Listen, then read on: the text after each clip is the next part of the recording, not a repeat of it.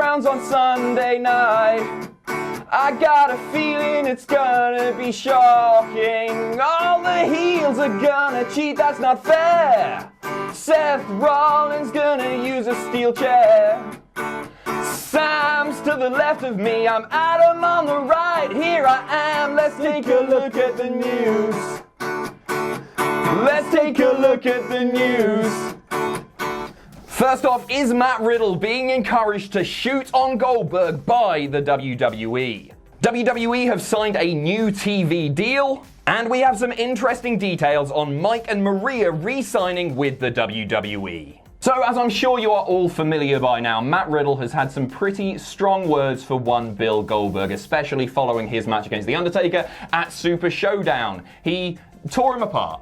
He was being too mean about the big bad Billy Daddy. I don't think he was being too mean, but he was basically saying that Goldberg is unsafe, has always been unsafe. Yeah. He made a few video posts on Twitter and Instagram, which he's since deleted. Yeah. But details have emerged on this. This comes via the Wrestling Observer newsletter, that this may all be a wiggly work. It reeks of work. Do you think? It reeks of I didn't work, think so at the beginning. Apparently they have beef dating back several years. But WWE are apparently not necessarily encouraging him, but they aren't telling him to stop, and they are actively encouraging him to be shooting on Brock Lesnar. It was referenced on NXT this week. He was like Adam Cole mentioned, go back to online reviewing Attitude Era stars. Like, so, it's pretty mad stuff, and it, I guess, is going to lead on to a Matt Riddle Goldberg match. I want to see Riddle Lesnar for sure. Oh God, Jesus Christ, I'm all for that. But Riddle Goldberg in Saudi Arabia, who knows? So in an interview with TalkSport, he said that when he was a kid, everyone talked about how great Goldberg was, that he thought Goldberg was terrible and he was hurting people and does 3-minute matches. You can't really argue with that too much. Hey, Goldberg got to a point where he was working 15, 20-minute matches. Yeah, no, that's fair, and they were great matches as well. Riddle also said that Goldberg probably shouldn't be headbutting walls before making his entrance, which I agree with. Yeah, I agree with that. Wholeheartedly. I think that dates back to maybe his time as a football player. Football players will do silly things to get themselves hyped up, like bang their helmets together and all that stuff. Maybe but when it comes to the ring and he's already pissing blood, it's a bit foolish. And it was like, he did that on Raw, didn't he, that time? Yeah, of course he came out and he was already... it looks really silly. Yeah. It doesn't look great. So he said in this article via the Wrestling Observer newsletter, he's knocking Lesnar, which he is definitely encouraged to do. Matt Riddle has great respect for Lesnar. And yeah, I'm more excited about that than a possible. The thing is, like the Goldberg one, I can see just being we said it after Super Showdown, like Taker, time's called on Taker now. I think like he can't really move as well as he could. Goldberg knocked himself out, and I think he might have knocked himself out before he even made it to the ring as well, because he just seemed off his game. He missed his pyro, didn't he? Yeah, he missed his pyro. Like, everything was a bit weird. And I think Goldberg is still in remarkable shape. They could probably work an all-right match. Like, it won't be anything to write home about, but they could probably work an all-right match. But yeah, the big money match is Lesnar, Riddle, 110%. I see that as a real passing of the torch moment as well. Riddle, I truly believe, is the future of the WWE, more than Rollins even. I really see Matt Riddle as the guy who has absolutely everything. As I say, Matt Riddle is not being told to stop. If they wanted him to stop, they would be telling him to stop making these comments. Yeah, it would have been a very immediate take that down now. Yes. And it'll never ever be referenced. Which looked to be the case because he deleted it. Yeah. But apparently not. Time will tell. Next up, we have some interesting news coming via WWE and BT Sports official social media. A new TV deal is in place. Now, this has been rumoured for a few weeks now that WWE will be leaving Sky they've been with those guys for like 30 years or something? Sky was the place. Sky is the only place that was sort of affiliated with them. We had a little brief period with Channel 4. Yes, free pay-per-views here in the UK. Unbelievable. It was a little bit too extreme for even Channel 4, wasn't it? They sort Apparently of stop it. But it's a weird thing. Like, times are changing. Times are changing. This comes obviously following declining ratings week in, week out. We're seeing news stories that WWE Raw and WWE SmackDown are just...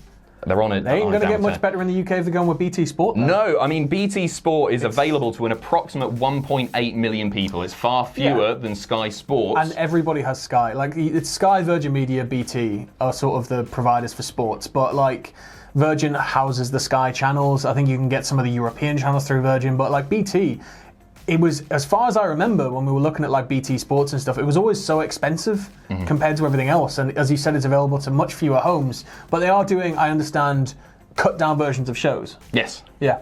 So this will be interesting to see. It'll be interesting to see from a rating standpoint, because you can expect those Raw ratings and SmackDown ratings in the UK to tank even further because of this. But I would also assume that this is financially a far more lucrative deal. Oh God, yeah. Next up, we have some new information on ticket sales for All Elite Wrestling's upcoming All Out, emanating from Chicago, Illinois. Could it happen? It probably won't.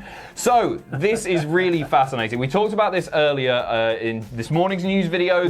The interest was astronomical. We now have a quote from the Wrestling Observer newsletter that says, according to professionals in the ticket industry, this was the show that had the most activity when tickets first went on sale to any pro wrestling event in history by a wide margin. This is insane. This is insane. As I mentioned in this morning's news video, when I logged on, there were upwards of 70,000 people waiting in line. That doesn't mean that they all were going to buy tickets. I was in line, I wasn't going to buy a ticket. No, Some of the people would just be being there, seeing what the interest was like. Apparently the highest number was around 75,000 people waiting in that line. Keep in mind that, once again, they're not all going to be buying tickets, but some of those people who were buying tickets would be buying multiple tickets. They could have sold 5, 6, 7 times the size of the arena that they're running here. It's crazy. And I know that hype is still really big around it. Don't know if that hype's going to continue once they have weekly TV. Once it's easy to watch it week on week on week, and maybe the build to a pay-per-view isn't as strong as they have been with these intermittent pay-per-views leading up to the show. Sure. We'll see, but it's still absolutely unfounded. Staggering. It's insane. Like, you compare this to WrestleMania and...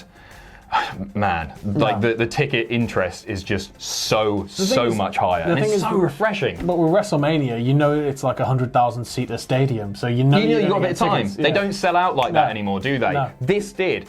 30 minutes, sold out, Absolutely and crazy. they could have kept selling. They could have kept selling and selling and selling.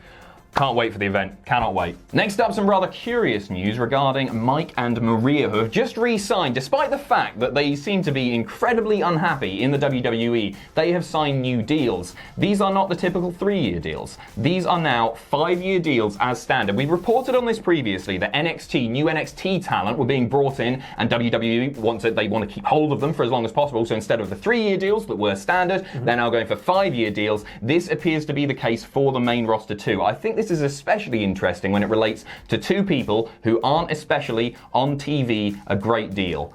Well, Mike and Maria have been frustrating with 205 Live, because Mike was doing this whole storyline where he couldn't get a win, and then he got a win, and it was like, oh, we're going to finally get to see something with him, because Mike Bennett is a great wrestler. Oh yeah, tremendous. Like, he's got real value on the indies, which is obviously why it's a 5-year deal. But yeah, it's just sort of, he's running around backstage now being all like, well, where's Drake Maverick? So maybe he could become a GM or something. I don't know what's going to happen. But like, 5-year deal for these two, they need something in place, because they have been openly frustrated. Oh, absolutely. They've been taking to social media very often. He was referenced by Drake Maverick on 205 Live. He was like, you know, you've been going around tweeting about your contract. What sort of opportunities am I supposed to give you, Mike? Like, if you're just going to leave? Wow. And stuff like that. It was like, they'd sort of incorporated it into storylines, and it was really interesting, but I just don't know what they're going to do. Another development with this is the money that's being offered in some cases appears to even be doubled. WWE are very, very clearly panicking now. They want to keep people in that company because there are alternatives. They said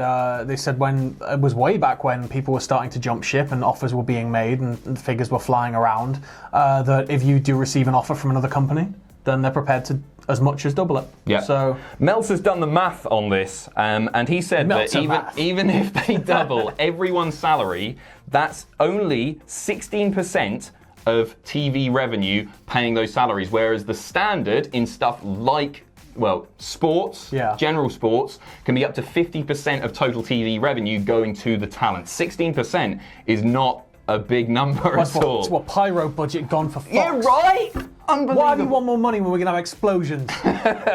Before we go, we have one further news story, and we're going to end on some lovely, pleasing news regarding AJ Styles, who has been away. He's been injured for a while, and Meltzer has reported Styles has not been cleared yet, but he was back at TV because they expect him to be cleared very, very soon. He is at this point expected to be cleared in time to wrestle on the Sumo Hall show at the end of the month, WWE's Japan show, where Triple H is joining the club instead of Finn Balor because he's Triple H. And why would you want the club just put Triple H in there? Of course he bloody is. Thanks very much. Bye. Bye. Thanks for watching. Let us know what you think in the comments down below. You can follow us on Twitter at Cultaholic. You can find us on Facebook at facebook.com/Cultaholic. If you enjoy what we do here at Cultaholic, you can pledge to us on Patreon. That's patreon.com/Cultaholic. And most importantly, don't forget to hit subscribe and join us.